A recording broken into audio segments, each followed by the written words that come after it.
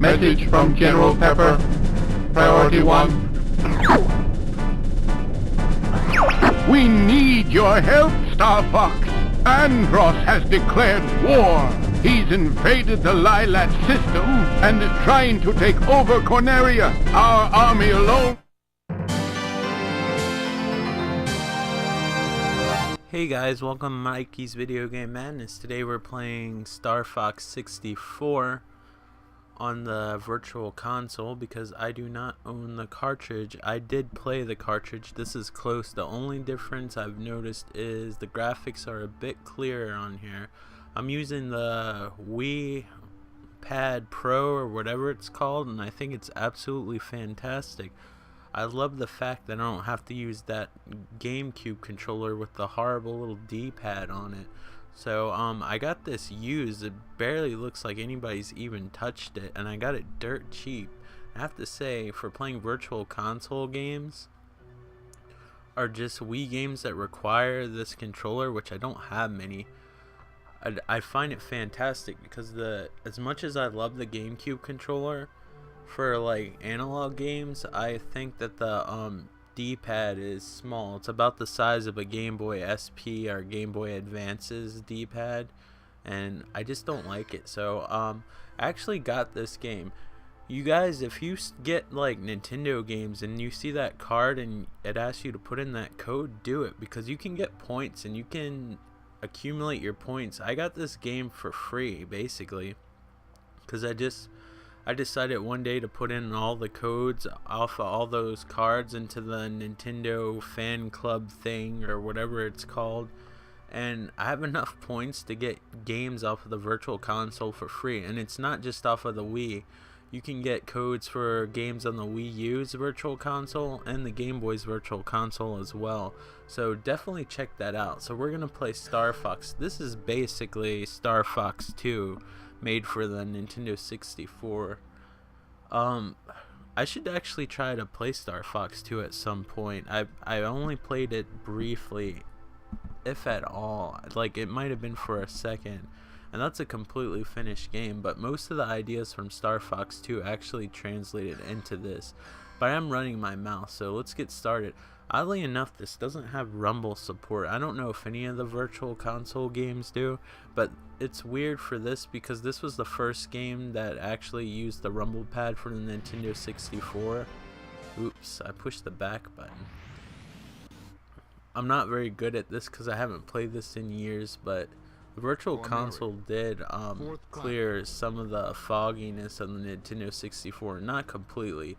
If you want a decent remake of this, there is one on the Nintendo 3DS, but I don't know if I would like playing with the 3DS analog nub. Like, I love my 3DS to death, and I love the games I have for it, but I can't stand portable console analog sticks. I don't even like the PlayStation Vita. I don't own a Vita, and maybe it's because I use a Vita that had analog sticks that are worn out, like at the store, because kids tend to abuse analog sticks. Because I remember when I used to try to play Xbox 360 games or PlayStation games, the analog sticks would basically be like raising its little virtual wired hand and gasping for life to please kill it.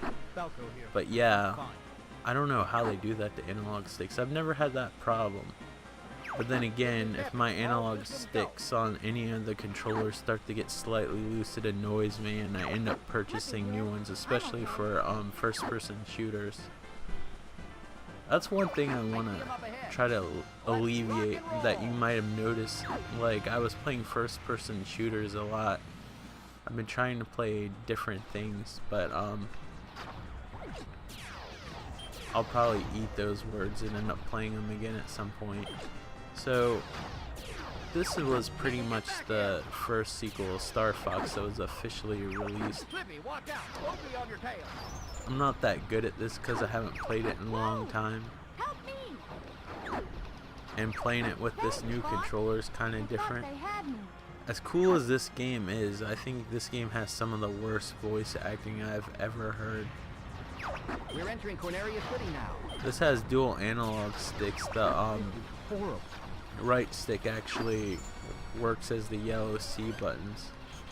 The controllers works out very well though. I highly suggest anybody who has virtual console games enough to warrant like either a classic controller or a GameCube controller. I mean, you have to have a GameCube controller to play GameCube games, although unless you want to pay a fortune, you have to buy those shitty cheap ones off of Amazon. They're super expensive, but if you have a choice, get the Pro controller because the little handles on the side are way more comfortable than the Super Nintendo virtual console controller that they have. But now they have a Wii U version. I don't have a Wii U. This is being played off of the Wii. One thing that makes me mad about the Wii U, because you know that they can do it, is the they just released Earthbound on the virtual console. They're like, oh, we won't give up on our consoles, we'll support everything to the end. Well, it's not that hard to bring a game that's already made to the virtual console, especially a Super Nintendo game. So that was kind of a dick move to try to make people buy a Wii U. Right now, Earthbound is really the only thing on the system. Not to pick on people that own a Wii U, because I'm sure that Nintendo will come out with amazing games for it later, but so far they haven't shown any that I'd be interested in besides Bayonetta 2, but I was a fan of Bayonetta, not a die-hard fan. Enemy robot, dead ahead. But I think this version does help a lot with the clarity. I mean, it still looks a little bit foggy, but it reminds me of if it was emulated off of a computer where it's a little bit clear. I'm sure the computer emulation would have done better, but you know, for a free game I can't complain. And like I said, I love this controller, especially playing the older NES games. Nintendo just knows how to make the very best D-pad ever, except off of the GameCube controller. I don't know what they were thinking. I wish I could play this with the GameCube, but you still have to use a GameCube controller to play GameCube games. One good thing though, now that I have the Wii hooked up with component cables, I might re-record some of the GameCube games, since a lot of the GameCube games are actually 480p, but they didn't have the connections available here in the US, or they were extremely rare, like $200. Well, the Wii has cheap component cables you can get for it, so I actually can record halfway decent video now for the GameCube games. If I'm rambling, I'm sorry. It's like 11:13 at night and there's a lot going on and I haven't got any sleep, and I've just got over being sick, so I apologize. And I haven't recorded videos in a long time. Not that my other videos are perfect. You'll see a crossed out screwdriver there.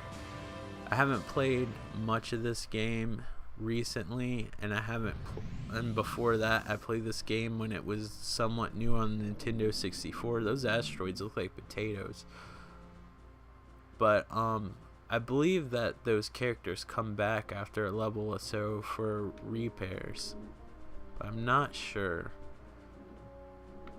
I don't know how this goes. I don't know if this is like the Super Nintendo version where you eventually get to pick your path, or it actually depends on where you drive. Now watch out for enemies in the asteroid field. For advanced as this game was at the time for console gamers, so PC gamers, listen carefully. I said for console gamers. The animations and the voices on this are terrible. It's just like some of the RPGs. Zelda kind of did it smart, where you still have to imagine what they sound like. If you can't find good voice actors, just add text so you can use your imagination to think about what they sound like in your head. I mean, people do it with comic books all the time. That's why sometimes when you watch comic book movies, you're disappointed with the movie adaptation because you have a certain way that the characters talked in your head. I use the camera up button, like in the first game, it forced you into this view. Don't mess up that R-wing. This one you can choose. If I push it again, it'll go back. I'm still getting used to the speeds of slowing down because this isn't a Nintendo 64 controller, so Be careful, it's a trap. the controls aren't exactly mapped to where it's telling me to push buttons. So I'm probably gonna get creamed in this level. There's some feature that I don't remember in the other Star Fox, the first Star Fox I'm referring to when I say other Star Fox, where you actually can call for assistance.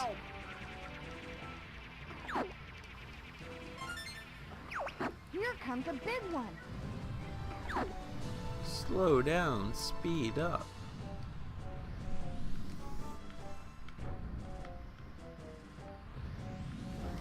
Let's speed up. Can you make it?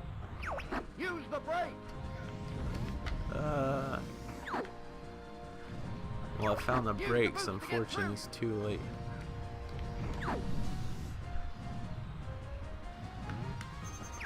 Incoming message from Rob 64. Location confirmed. Sending supplies. I just requested some help. Gosh knows I need it. Watch out, Fox! This game reminds me of a lot of a cartoony Star Wars arcade, which is definitely a good thing. Or Rogue Squadron, which basically was supposed to be an advanced version of Star Wars arcade. Thanks, Fox.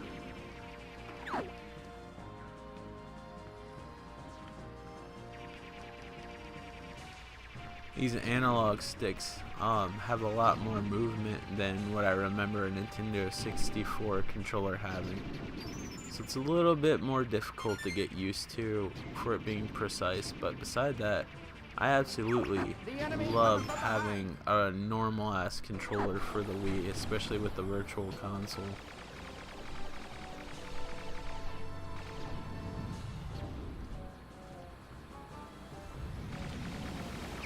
Do a barrel roll. I'll try to do a barrel roll.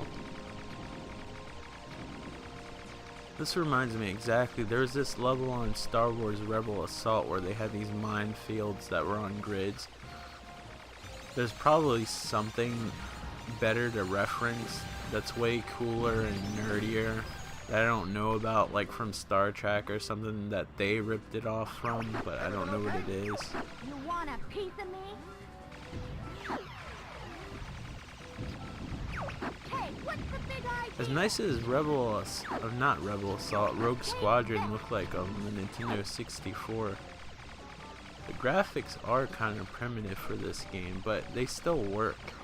Hold A to charge But I your don't know if any of you guys had the Fisher-Price Little People set that had the guys glued into the pilot area of the airplane.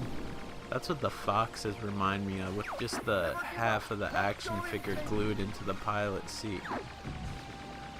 Oh, he's drawing. They're playing games of Snake in front of me. And here comes the Snake. Just shoot it, Fox. Hey, what's the big idea? Hey, what's the I big hate the way your idea? voice sounds. I wonder if the person who voice cast these characters still has their job today. I cannot allow you to go any further. I mean, even the animation, the original Star Fox, when they talk, look better than that. Like, they just look like they kind of vibrate on this game. Like they're going through convulsions when they talk. That shield is absorbing the laser. Well, the Super Nintendo actually did slip syncing better than the Nintendo 64. That's pretty bad. This is one of those games. it seems like the more you play it, the more you remember, because this part of the game seemed completely chaotic to me when I first played it, and that might just be because I'm a shitty game player. I was getting used to using this controller. This is literally the third time I've only played this though. It seems so easy now. I must have freaked out. I'm saying that and I'm probably jinxing myself. I'm no match for you. I admit defeat. I don't know what he's gonna do now though, but it's probably not gonna be friendly. This does not work. It's just like the old Star Fox. Anything that's flash and shoot it. I can't believe I lost to this scum! Sorry to Jeff, but I'm in a hurry. I think they would have been. They even look like sprites. I don't think they're polygonal. I think they would have been better off if they just did the old-fashioned cartoon profiles when they talk. But anyway, guys, I think you got a taste of Star Fox. Excellent game. I really like it. It might not look like the best thing in the world, but I definitely give it my thumbs up.